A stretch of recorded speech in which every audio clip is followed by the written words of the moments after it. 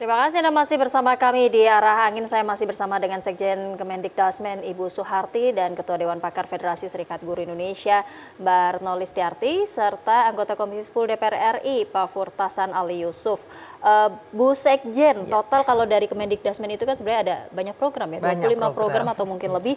Berapa kemudian yang sudah berjalan atau yang mungkin masih harus dikejar lagi di sisa tahun ini untuk nanti kita sama-sama ke tahun 2026,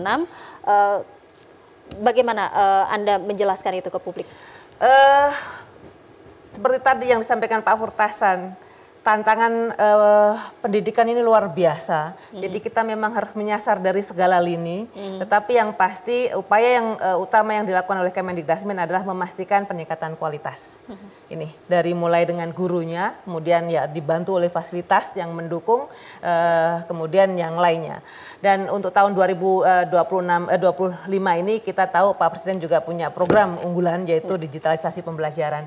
Ini yang sedang kita kejar untuk bisa diselesaikan tahun ini dan dilanjutkan di tahun depan. Ya, apalagi tadi renovasi, revitalisasi yang juga masih butuh dukungan besar dari pemerintah dan masyarakat juga. Baik, Mbak Retno tadi Bu Sekjen sempat mengatakan bahwa sertifikasi guru tahun ini sudah cukup banyak, 804.000 guru begitu ya yang sudah disertifikasi. Kalau dari pandangan Mbak Retno ini jumlah yang sebenarnya masih bisa dikejar lagi atau ini sudah cukup untuk tahun ini? Ya masih bisa dikejar, tapi itu sebenarnya jumlah yang cukup peningkatannya cukup tinggi ya, karena dibanding tahun-tahun sebelumnya sebenarnya jumlah ini sudah terjadi peningkatan. Ya berapapun peningkatan sebenarnya itu harus kita apresiasi juga ya. Tapi ini peningkatannya lumayan tinggi ya Bu sebenarnya jika dibandingkan tahun sebelumnya. Terus yang kedua bentuk-bentuk tambahan ya intensitas terhadap guru. Barangkali kalau saya catatannya begini ya, beberapa misalnya karena catatan keluhan aja Ibu, mereka-mereka yang guru-guru yang ditempatkan di daerah tertinggal misalnya. Kenapa kemudian atau dimutasi di tempat-tempat yang seperti itu mereka tuh seperti nggak betah dan mau keluar? Karena sebenarnya gini, di wilayah-wilayah itu kan murid tuh nggak banyak, ya kan? Nah itu berdampak misalnya dia udah dapat tunjangan sertifikasi, tidak memenuhi syarat karena jumlah rombel plus jumlah jam 24 jamnya kurang. Nah mungkin usulan kami sih ya FSGI ke depan agar orang-orang bagus juga mau berada di wilayah-wilayah itu, memang harus ada perlakuan khusus. Jadi aturan tersendiri yang mereka itu nggak usah dilihat rombelnya gitu loh Bu, nggak usah dilihat 24 jam. Karena mereka juga udah berjuang untuk ke sana gitu. Kadang-kadang dengan berbagai fasilitas yang minim sampai bahkan istilahnya nyebrang jembatan bertaruh nyawa kan banyak ya. Jadi kalau banyak lah kalau kita yang viral-viral gitu, tapi kembali ke sana mungkin pengabdian seperti itu memang jangan dipegang, termasuk misalnya guru-guru di sekolah rakyat ya Bu. Karena ketika sekolah rakyat jumlah orangnya nggak banyak, ya muridnya, rombelnya itu juga akan berpengaruh kan. Jadi kalau guru itu udah pernah dapat dengan sertifikasi kan dia merasa terancam itu akan hilang. Jadi mungkin di tempat-tempat begitu tuh ada perlakuan khusus gitu. Bukan berarti mata duitan, bukan, tapi ini kan kita ngelayanin ya Bu, ngelayanin anak didik. Jadi mungkin usulan kami itu FSGI begitu. Jadi orang-orang terbaik tetap bisa berada di wilayah-wilayah yang mungkin kita sebut sebagai terpencil atau jumlah murid dan sekolah di situ memang minim gitu, banyaknya satu atap. Supaya kualitas pendidikannya juga merata sampai ke daerah-daerah terpencil. Kan kita harus ngelayanin, betul, karena hak atas pendidikan atau mencerdaskan kehidupan bangsa kan perintah konstitusi. Kalau perintah konstitusi kan wajib dijalankan oleh negara, nggak bisa ditawar. Jadi itu penting banget yang seperti itu. Jadi dengan memberikan intensif, dengan memberikan tunjangan dan kesejahteraan lain, menurut saya ini akan membuat guru-guru itu lebih betah mengabdi di wilayah seperti itu. Baik, saya ingin ke Bu Sekjen dulu juga menanggapi karena ini usulan yang cukup bagus dari FSGI terkait dengan sertifikasi guru, juga pemerataan kualitas pendidikan sampai ke daerah 3T. Silakan Bu Sekjen. Betul sekali Bu Retno, dan itu juga sudah menjadi perhatian kami. Jadi kriteria-kriterianya memang tidak sama antara daerah yang maju dengan daerah tertinggal. Ada kemudahan-kemudahan, termasuk juga tadi jam mengajar dan sebagainya itu dibedakan. pendidikan.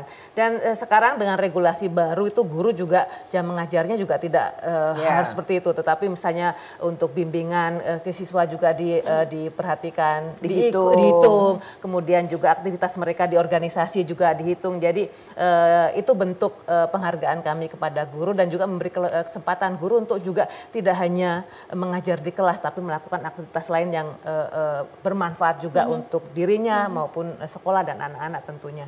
Baik, terima kasih Bu Sekjen. Pak Furtasan, kalau kita sekarang mulai bicara terkait dengan alokasi anggaran pendidikan, memang di undang-undang harus 20% dari APBN posturnya. Nah, pemerintah sendiri juga telah menetapkan anggaran pendidikan untuk tahun depan di 2026 itu 757,8 triliun rupiah. Menurut DPR, sektor apa kemudian yang harus digenjot dan terus menjadi prioritas di 2026? Ya, baik Mbak. Kalau kita bicara masalah anggaran pendidikan memang betul ya, ketemu di angka 753 itu 20% dari seluruh APBN. Cuma memang kita harus jujur ya, bahwa dari 753 itu masih terdistribusi khususnya untuk penyelenggara pendidikan Kementerian Dikdasmen itu kalau nggak salah dapat 51 ya Pak Ibu Sekjen ya. Nah, ditambah dengan Diktisenteknya juga ya kan, sekitar 50-an lah gitu. Jadi masih jauh sebetulnya kalau bicara masalah pendidikan karena dibagi-bagi lagi. Nah, yang jadi persoalan sekarang ini adalah hampir 40% ya kalau tidak salah dari 753 itu kan masuknya di MBG ya, masuknya di situ gitu. Betul sasarannya adalah siswa, berarti kan di sekolah. Cuma pelaksanaannya memang yang harus kita perhatikan, tuh ada kelihatan tuh gambarnya tuh, itu adalah MBG. Itu adalah sasarannya sekolah, itu ya anak-anak di kita sebetulnya. Cuma persoalannya adalah sampai hari ini guru tidak dilibatkan, ya. Kemudian sekolah juga tidak dilibatkan. Kalau ada apa-apa justru harus bertanggung jawab adalah guru. Nah ini barangkali Bu Sekjen yang harus kita pikirkan bersama. Jangan sampai kita hanya kena getahnya gitu. Monitoringnya harus apa, seperti apa gitu. Kemudian pelaksanaannya akhir-akhir ini juga kan anak-anak kita jadi korban ya. Jadi korban maksud saya. Nah ini menurut data terakhir hampir 5.000 sampai 6.000 itu. Di 3 minggu terakhir beritanya terus itu ya, maksudnya digoreng terus ini. Nah ini yang saya melihat, ini yang harus kita benahi bersama-sama. Ini programnya udah bagus ya, luar biasa.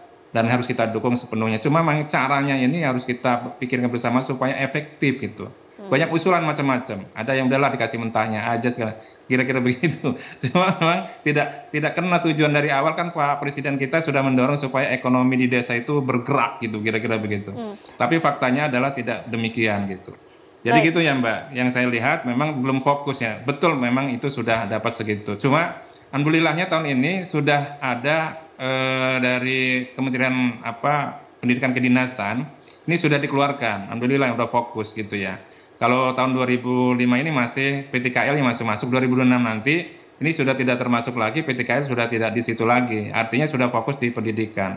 Cuma nanti kita sedang ada panja PTKL juga. Kira-kira PTKL mana yang masih dipertahankan, PTKL mana yang memang harus sudah kita gabung kepada Kementerian Diktisentek untuk perguruan tingginya, kira-kira begitu Mbak. Baik Pak Furtasan, selain terkait dengan MBG tadi, apa kemudian yang menurut Anda di tahun 2026 dengan anggaran pendidikan yang cukup besar ini, yang kemudian menurut Anda paling pertama kali harus segera dieksekusi, apakah terkait dengan digitalisasi pembelajarannya, ataukah pemerintah masih harus fokus pada sekolah rakyat, sekolah Garuda, dan lain sebagainya? Ya, kalau melihat program unggulan Pak Prabowo ini banyak, ya kan? Sekolah rakyat iya, sekolah Garuda juga iya, kan gitu. Nah, untuk digitalisasi pembelajaran ini tahun ini baru bicara tentang masalah sarprasnya, baru pengiriman gitu ya. Tapi menurut data, insya Allah tahun depan ini sudah berbicara masalah konten-kontennya. Nah sehingga tahun depan ini sudah bisa berjalan semuanya. Tapi memang tahun ini memang kita baru pengiriman. Saya cek di sekolahan di lapangan memang sudah ada yang dapat ya. Saya lihat masih disimpan, masih belum diapa-apain. Baru dipamer-pamerin aja itu Bu Sekjen ya. Ini saya sudah dapat, saya sudah cek di lapangan, sudah masuk ya beberapa yang dapat. Gitu. Cuma masih belum bisa digunakan karena memang tujuannya nanti kan ini adalah harus ada konten-konten pembelajarannya. Nah konten-konten pembelajaran ini kan menurut data yang kemarin saya terima itu adalah budgetingnya atau anggarannya sedang dipersiapkan dan dilaksanakan kalau nggak salah di tahun depan ini. Mudah-mudahan semuanya itu bisa tahun depan bisa berjalan. Jadi sesuai dengan judul kita hari ini adalah Indonesia Cerdas, Indonesia Kuat, itu adalah tidak cukup sebenarnya, ditambah lagi harus Indonesia sehat ya, cerdas secara intelektual, secara spiritual, dan cerdas secara emosional. Karena anak-anak kita ini juga harus mempunyai karakter ya. Jangan sampai nanti mereka nggak ngerti bagaimana bermedsos yang baik dan seterusnya, kira-kira begitu gambarannya. Baik, saya ingin langsung ke Bu Sekjen untuk menanggapi juga terkait dengan digitalisasi pembelajaran ini. Sebenarnya kita sudah untuk infrastruktur kita upayakan diselesaikan untuk tahun 2025 ini dengan anggaran yang sudah ada. Tahun depan akan kita masifkan untuk penyediaan konten dan juga bimbingan teknis untuk guru. Jadi memastikan bahwa infrastrukturnya itu benar-benar digunakan dengan kemampuan guru yang menjadi semakin baik. Pak Hurtasan, mungkin sedikit koreksi, sebenarnya yang sudah sampai ke sekolah itu juga bisa digunakan karena kontennya juga sudah disediakan meskipun tidak banyak yang rencana tahun depan. Ya, yang dimaksud dengan infrastruktur tadi yang sudah disiapkan sampai 2025 ini apa, Bu Sekjen? Papan interaktif itu. Papan interaktif. Ya. Itu sudah sudah mulai didistribusikan bulan Agustus kemarin dan harapannya akan selesai di bulan Desember juga. Hanya di kota-kota besar atau sudah mencapai ke daerah terpencil? Semuanya akan diberikan nanti sampai Desember, semua sekolah yang memang layak ya. Kita sudah mendeteksi sekitar 288.000 satuan pendidikan yang akan mendapatkannya, tidak hanya negeri tetapi juga swasta, tidak hanya yang ada di kota tetapi juga yang ada di perdesaan bahkan di daerah tertinggal. Nah, mungkin saya juga melihat banyak komentar untuk daerah tertinggal, nggak ada listriknya juga tidak, internetnya juga tidak ada. Ya spesial Mbak, jadi kita bedakan satuan pendidikan untuk yang sudah ada listrik, sudah ada internet, hanya interaktif flat panel tadi, papan interaktif tadi yang disediakan, tetapi untuk yang tidak ada internetnya, kalau itu tidak bisa diberikan akses internet yang konvensional, kita sediakan satelit internet, itu juga kita sediakan, anggarannya disediakan juga. Lalu untuk sekolah yang bahkan tidak ada listriknya, kami kerjasama dengan PLN untuk memastikan listriknya ada. Jadi kami tahu betul situasinya berbeda-beda antar sekolah, berbeda-beda antar daerah. Jadi insya Allah kami melakukannya secara lebih prudent, memastikan kebutuhan di sekolah itu yang dipenuhi. Baik, membangun infrastruktur fokus dari Kemendikdasmen, tetapi bagaimana dengan kompetensi gurunya nanti Bu Retno jawabnya usai jeda. Kita harus jeda terlebih dahulu pemirsa, jangan kemana-mana, tetap bersama kami di Arah Angin, Indonesia Cerdas, Indonesia Kuat.